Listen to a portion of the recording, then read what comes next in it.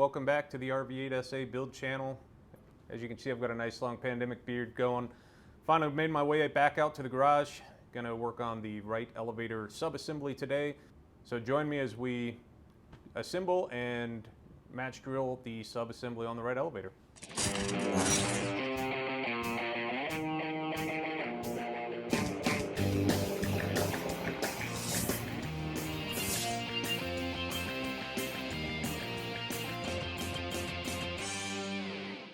Believe it or not, we're back to building. Been away for a long time, but I did not get video of back riveting the stiffeners to the elevator, to the right elevator here, nor did I get video bending the trailing edge of the right elevator. But now that that is done, next step is essentially to assemble all of the substructure for the skeleton area. So I'm going to go ahead and get to that, starting with making sure that all of my ribs here are perpendicular. The flanges are perpendicular to the web. I've got them fluted as necessary. Then I'll start getting everything assembled. Probably going to go ahead and bypass video of straightening the ribs and fluting and stuff. You guys have seen that before and seen it in lots of other videos. If you want to see stuff like that, certainly let me know and I'll put it in future videos. Now that I've got all the edges cleaned up, I've got the flanges perpendicular to the webs, fluting where necessary. There really wasn't too much fluting that needed to be done.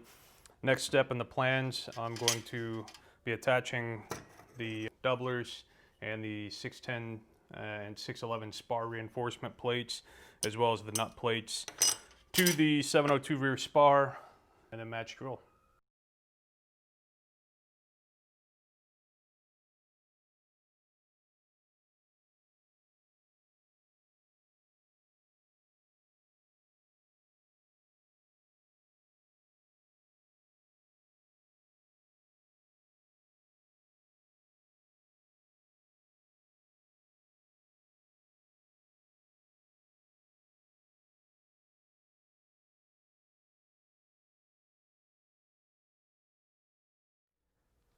Next, the plans have us go ahead and put the 703 and 704 end rib for the counterbalance together. So we're going to cleco these together, match drill them. Then we're going to attach it to the 702 spar, get that drilled. We'll take the spar off, and then we're going to start putting the counterbalance up here, get the counterweight up here, and assembled or drilled out.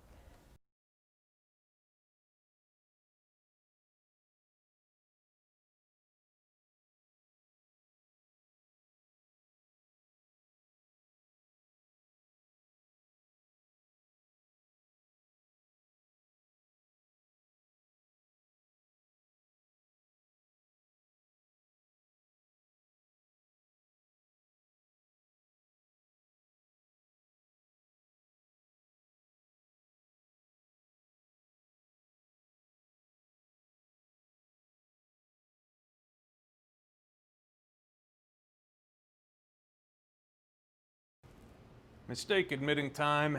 Let's talk a little bit about this counterbalance weight. The plans, what they have you do is have the counterbalance pre-installed into the assembly here. You'd cleco all these down as well. And then it tells you, using the two holes that already exist in the end of the 713 skin that overlaps the 703 and the 704, to drill through the lead counterweight as well as through the backside of the counterweight into the top of the 703 and the 704 flanges. Well, what happened was, or what can very easily happen, number one, with this lead, basically what happens when you start drilling into it, I was using my air drill, which is one direction only, and as I drilled into it, it basically kind of sucks that drill bit into the hole, and then it gets itself jammed up.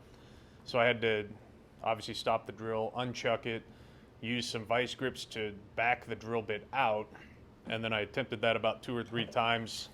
Ended up, I was going to do a smaller pilot hole first, make it easier, so I ended up breaking a drill bit off in there. Then I was like, well, let me attempt a second hole. I'll use a bigger bit that's going to be obviously a thicker diameter, be less prone to breaking because I started with too small of a drill bit, which was not smart. You can ignore this second hole, I'll explain that here in a second. But so here is the second hole that lined up with the structure here. But again, as I said, that drill, when you start drilling in, kind of sucks that drill bit in. And so by the time I got through the backside, I'll use the back of the drill bit here. What happened, as you can see, that is not a very straight hole. So when I drilled through the backside and into my 703, let me uncleco this real quick. So when I when I drilled through that, because that drill bit was at an angle, what happened was obviously that drill hole went right through there. So obviously way too close to meet that edge distance that I need. So I knew I was going to have to order a new part. So then I knew at this point that this was basically scrap. Essentially what I did, so then I was just playing around with ideas since I knew it was going to be scrap to see what the best way to do it once I got the replacement parts. And really ultimately what I did, I stole the parts for the left elevator for now while I'm waiting for the parts to come in the mail, and then I'll use those for the left elevator. So for this hole, I just drilled straight through the 713 when it was clecoed on, and I just said, well, let me try and drill that hole straight through. And that worked out pretty well. But you still have the issue of the lead counterweight that you're still trying to ultimately get to be aligned as well.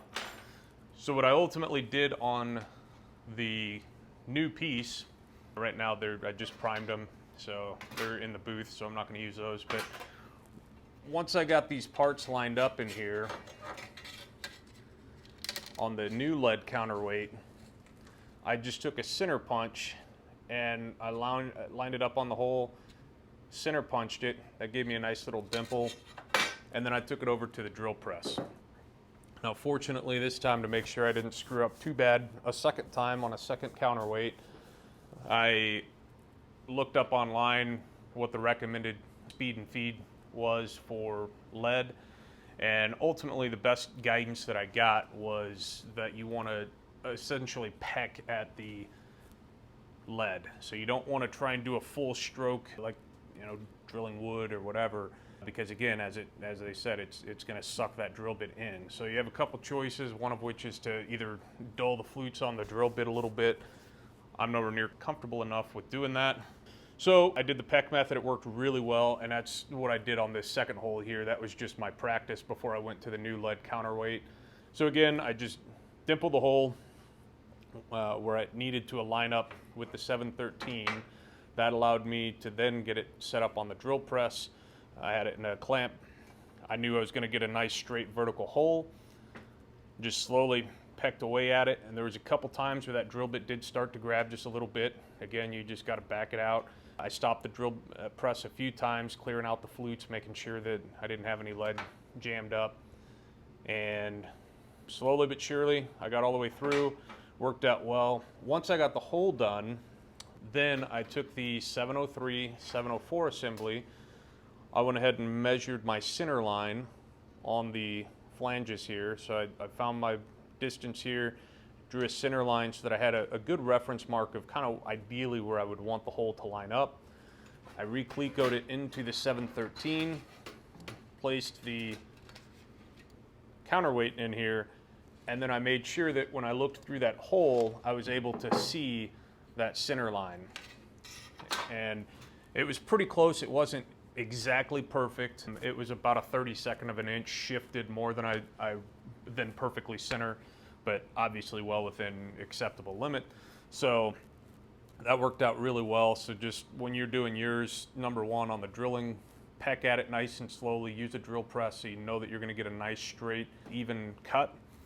And for aligning those holes, like I say, it worked out really well for me to center punch through the 713 while it was assembled in this setup, then drill press the lead counterweight, then realign it, make sure that you've got good alignment through to the flanges on the backside of the 703, 704.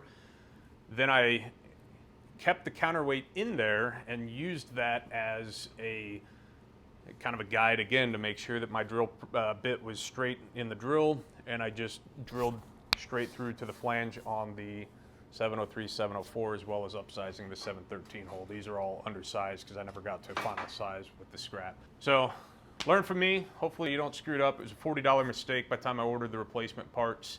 Actually, I think it was about $49 because I ended up just ordering an extra 713 as well. I certainly could have reused this, but I figured I was buying these 3 anyways. I'd buy that and just replace the whole assembly and re-match drill everything as one assembly. Here's just a quick sample of the pecking if you're not familiar with that concept. When drill press is not in its normal place here, just kind of bear with the noise here. But again, all you're going to do is just make small little pecks at the counterweight. You're not going to make a full drill. Just make it nice, small. You can kind of see some of the shavings of the lead working its way up the flutes. So again, I just stop it every so often. And you want to clean out these flutes. Just get that lead out of there. That'll help keep those flutes clean. And just slowly but surely work your way into the lead until you're all the way through. Next step, pretty straightforward. We're just going to place the substructure. Very simplistic substructure on the elevators here. Not a whole lot to it, which should make it relatively easy. We're just going to place that into the skins and then cleco it on, match drill everything, flip it over, match drill the other side as well. And then disassemble, start doing the fun part of deburring and get ready for prime.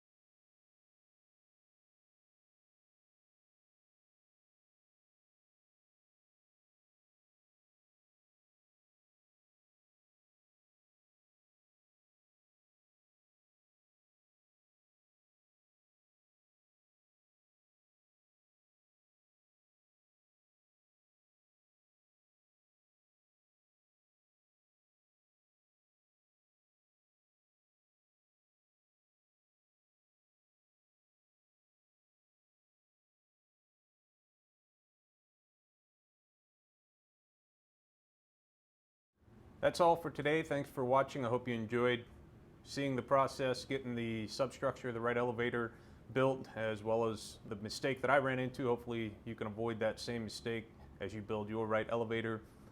Right now all the parts for the substructure have been primed. They're just sitting in the paint booth.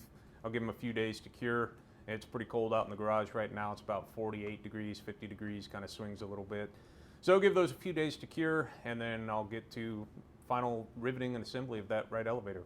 Thanks again for joining me. Like, subscribe, leave comments below if you have any questions, comments, or suggestions, and I'll get back to you there. Thanks a lot. Have a wonderful rest of your week.